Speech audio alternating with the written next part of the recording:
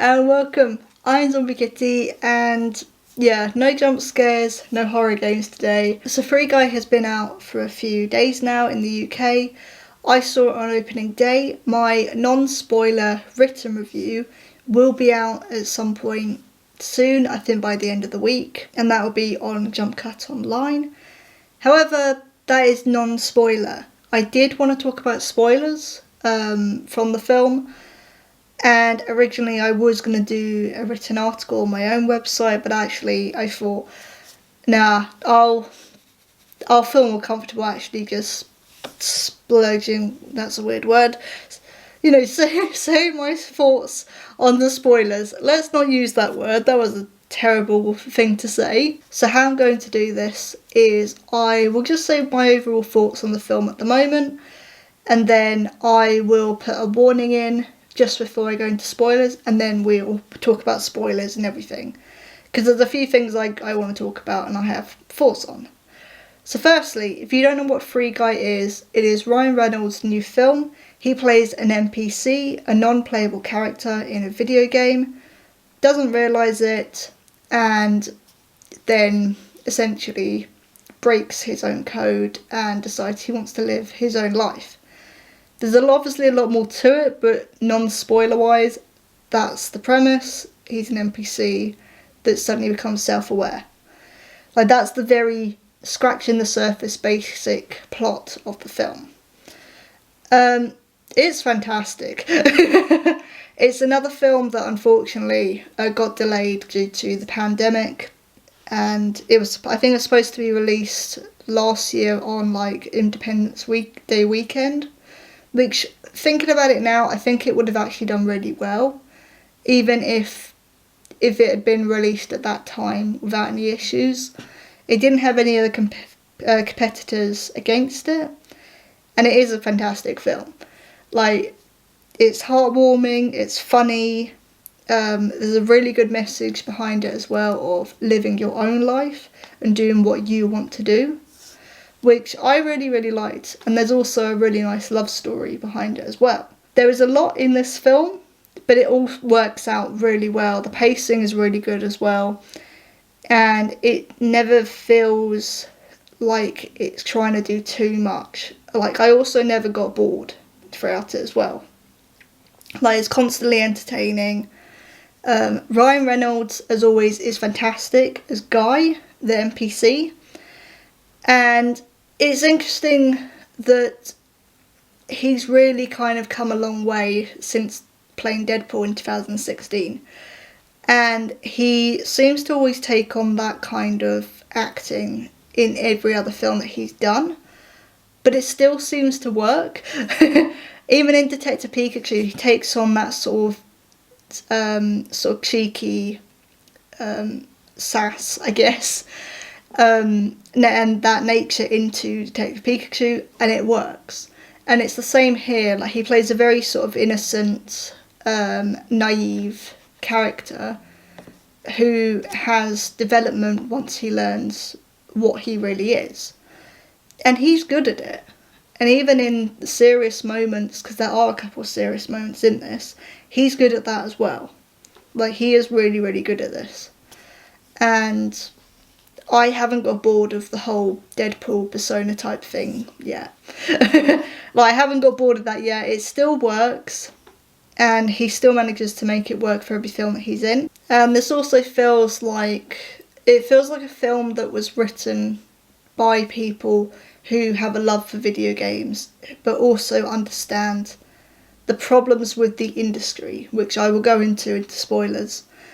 But it feels like they have an understanding of how video games work, how the communities work, and how games influence people and news and that kind of thing. But they also know that the gaming industry is not perfect. And I'll get into that in spoilers. But yeah, I think so far this is my favourite film of 2021.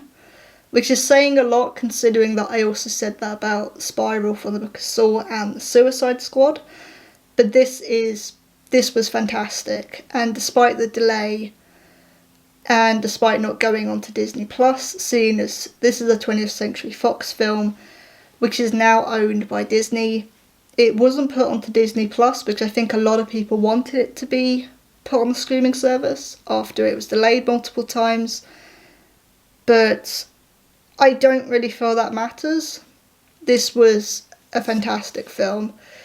And the fact that they didn't put it on the streaming service really made me think, actually, I think they know they've got something good on their hands. And they do. So it was a bit of a mess, but I've said my non-spoiler thoughts on Free Guy.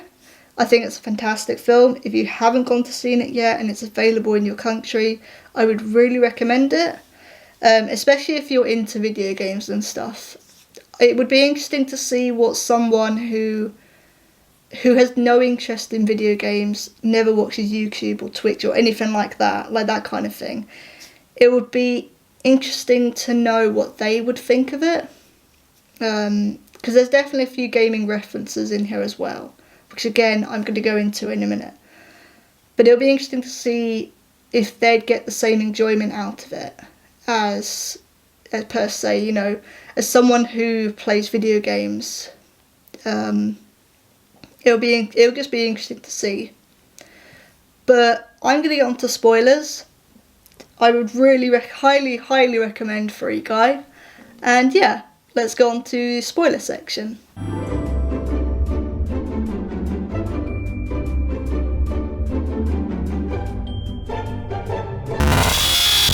So I do firstly just want to say quickly, the non-spoiler section is very summary. I do go into a lot more detail in my written review, which will probably be out by the end of the week. So I do apologise that I haven't mentioned a lot in non-spoilers, but it's stuff that I've already said in a lot more detail in my written review. So I do apologise for that, and if you're expecting me to go into more detail about the acting or anything like that, I do go into a lot more detail with that in my written review. So I do apologise about that. I always feel like I don't want to end up repeating myself. So that's why I haven't gone into too much detail about that. But the first thing I want to do is get into the cameos. So I heard about this film from Jacksepticeye, and that is because he is in this. It's not... Technically, this isn't spoilers. Technically, the YouTuber cameos aren't spoilers, but I just wanted to put them in here because I want to say these guys have a lot more screen time than I thought they would have. I literally thought that they would only have one scene each and that was it. No, they have a good chunk of the film. So the cameos that belong to the YouTubers that were in this, that's a weird way of saying this, but the YouTubers who were in this was Jacksepticeye, Laserbeam, Dan DTM, Ninja, who I think I don't think he's on YouTube, I think he's just on Twitch, and Pokimane. Pokimane, I think, gets the least amount of screen time, which I thought was a little unfair considering that she's a female content creator. I think it would have been nice for her to have just as much screen time as the others, but the ones who get the most amount of screen time is Jacksepticeye, Laserbeam and Dan DTM, with Ninja coming quite close, but they're the ones who get the most screen time, and they're literally there to vlog on the events that are happening in the film. So Guy ends up breaking his code, and it happens quite early actually, so roundabout way to get to my point, but Guy, I was surprised at how quickly Guy starts to show signs of him evolving, as it were, and it is literally within the first 10-15 minutes of the film that he starts to think outside of what he's programmed to do. So there's a scene where it goes, and it's very much like the Lego movie in the sense of, he goes through his daily routine. It's constantly the same every day, and then one day he gets into the cafe that he goes to every morning and decides not to order his usual coffee and decides to try a cappuccino.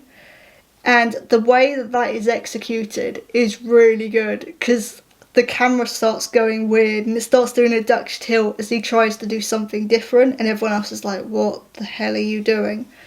But I was surprised at how quickly like that started breaking apart, as it were, and how quickly he changed and developed. But going back to the cameos, so the YouTubers are there to say, this is what's going on, this is my thoughts on it.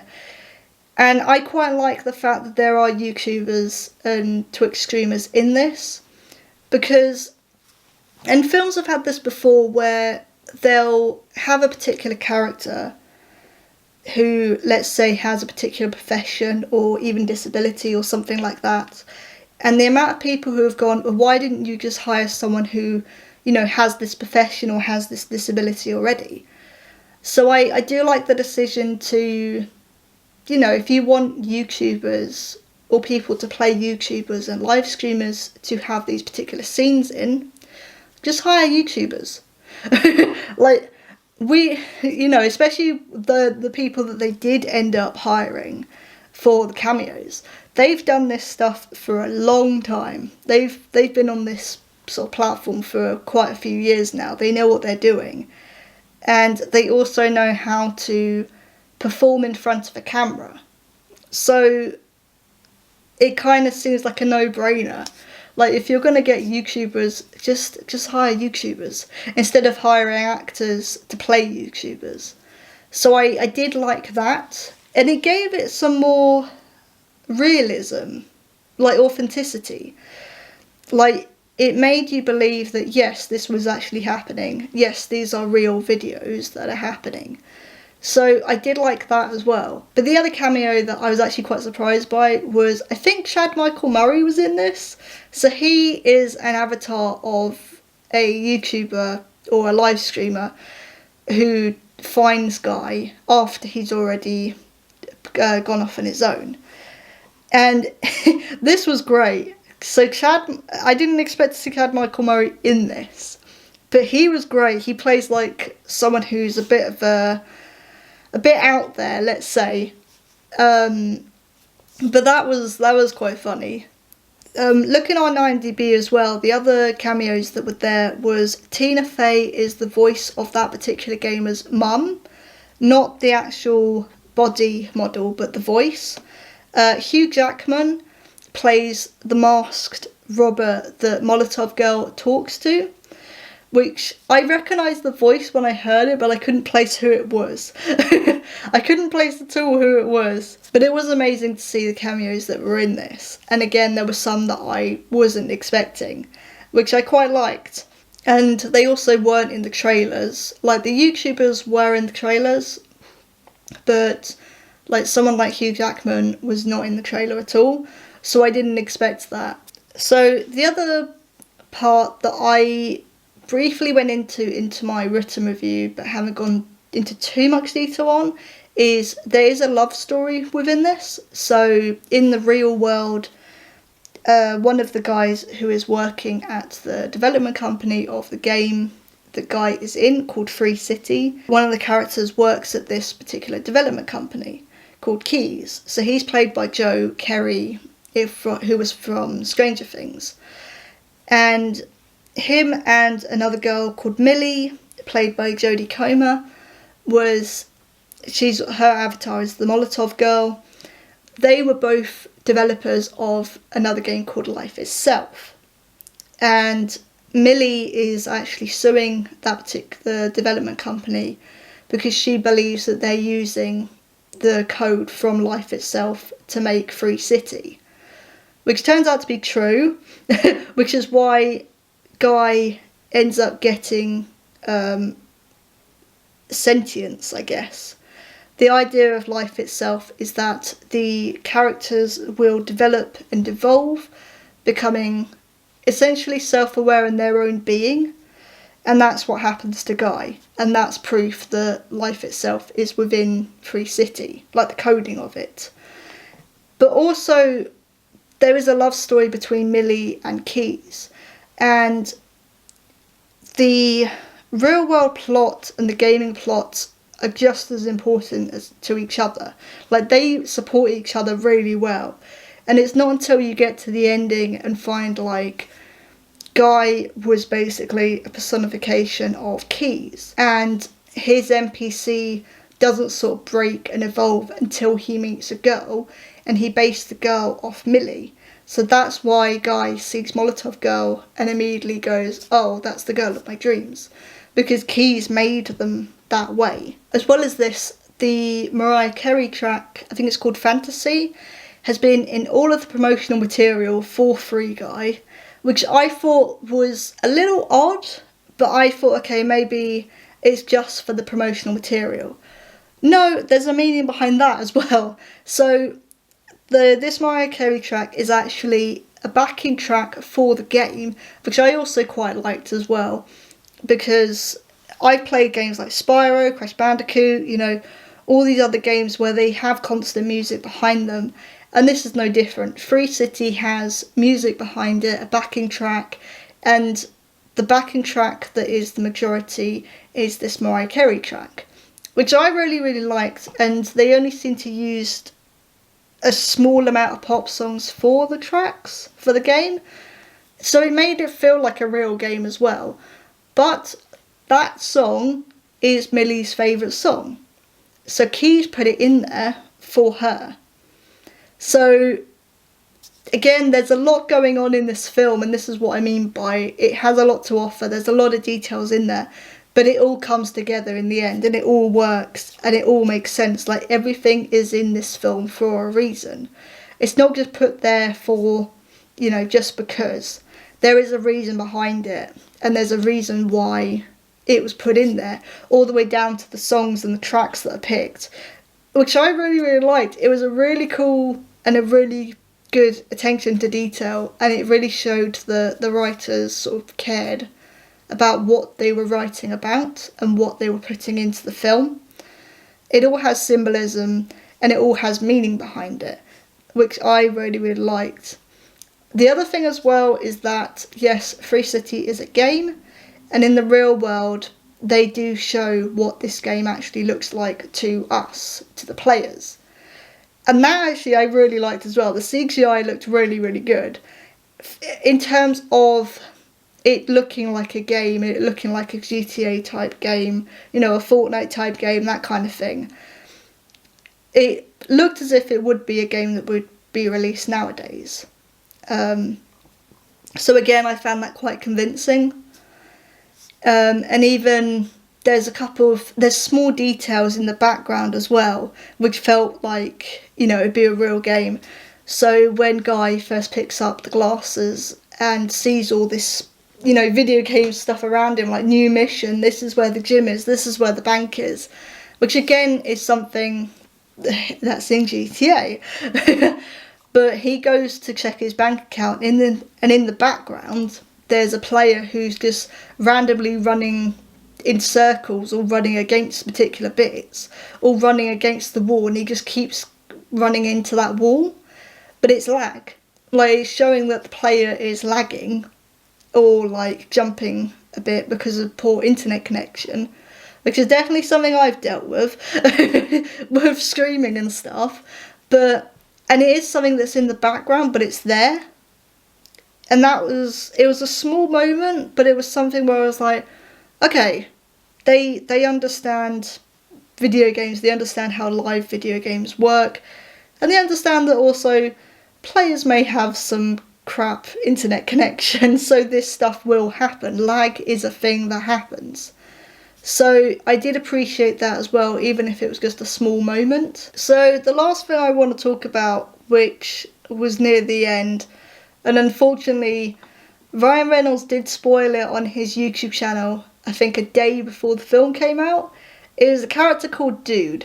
So Dude is another version of Guy, which the CEO of the development company, Anton, played by Taika Waititi, who by the way was brilliant in the film, he was fantastic, but he has an incomplete character that he was going to place in the game. who near the end, he decides that he wants to stop Guy from finding the coding for life itself. So he ends up just putting this character into the game while it was incomplete. How do I describe this? It was essentially, imagine if like a Dwayne Johnson type character or a wrestler character was there and someone just plonked Ryan Reynolds' head onto that body. Like, that is literally what it is. But again, because he's not finished, he doesn't really know how to form sentences, or some information has not been completed or put in. So he'll say something like, oh, I'm gonna fight you, insert name here. Like that kind of thing, because it hasn't been finished. And that was a thing that happened. It was kind of weird and creepy in a sense of, the CGI firstly was, and like the visual effects on it were great. In terms of, I couldn't tell where the actor stopped and Ryan Reynolds started. Well, you could, but it was like, it was so seamless that it was kind of weird to look at. But he was great. He was weird. And it also weirdly made sense in terms of, again, video game logic, where you would have a different variation of that character. So that also made sense of, like, okay, you've got a more muscular version of Guy. Okay, that strangely makes sense. Not really that it has the same face as Guy, but I guess we'll just roll with it. Especially since Anton, halfway through the film, says, oh, Guy's outfit isn't a player's skin. They can't have that. So it must be like a really impressive hacker or an NPC. So it was a bit weird that it looked like it was Ryan Reynolds. So that was a little odd. But I did like that fight in the end because it allowed for references. And oh boy, there's some references in this. So there is Fortnite, and at the time when I was writing the review, Fortnite had announced a collaboration with the film, which again makes sense given the genre of the game that's in the film. But there's also Molotov Girl uses a portal gun. There's Marvel and Star Wars during the fight with Dude. So Guy uses a Captain America shield, the Hulk hand, and a lightsaber. And again, it's interesting that I've seen people sort of being like, oh, they're just showing off what properties they own. But it didn't feel too in your face despite them focusing on it, if that makes sense. It more felt like, oh, these are just in-game items that you can get. And especially with, we've got games like Fortnite, where they're grabbing every property that they can for skins and items and stuff. It makes complete sense that this game would have Star Wars or Marvel, Disney stuff. Like, that does make complete sense, because again, we've got games like Fortnite that grab every property that they can. So I didn't really have an issue with that. On the contrary, I actually quite liked seeing it, because it just didn't seem too in your face despite them focusing on it. It was just there because it was in the game code already. So I didn't really have an issue with it. And again, even games have like DLC and stuff. Or, again, a weird game to bring up, but Angry Birds had a Star Wars version. So, again, it's not really something I have an issue with. It just felt like, oh, this is in-game DLC or in-game items that he's managed to get. And because Guy is an NPC, he's able to grab that from the code. So that made sense to me. But overall, this was a fantastic film. I do really recommend people go see it. This is probably my favourite film of this year so far. And yeah, it was just fantastic and definitely worth the wait. But this was my video on Free Guy, the new film starring Ryan Reynolds. I apologise that it was a bit of a mess and all over the place. This is what happens when I kind of go a little off script and just do my own thing on a vlog. I will get back to live streaming at some point. It started to cool down a lot here, so hopefully I can get back to that soon. So on that point, I'm not going to be continuing Tomb Raider 1. I honestly just don't have the motivation to go back to it, despite not being very far to the end. I'm quite close to the end, but I just don't have the motivation to go back to it. I'm thinking maybe just doing a couple of Five Nights at Freddy's live stream for a bit, and then I'll figure out what game I'm going to play afterwards, because I haven't decided yet. I haven't got that far yet, but I might do a couple of Five Nights at Freddy's games first and then just see what I feel like playing afterwards. But this was my video and thoughts on Free Guy. Take care guys, and I will see you all soon. Bye!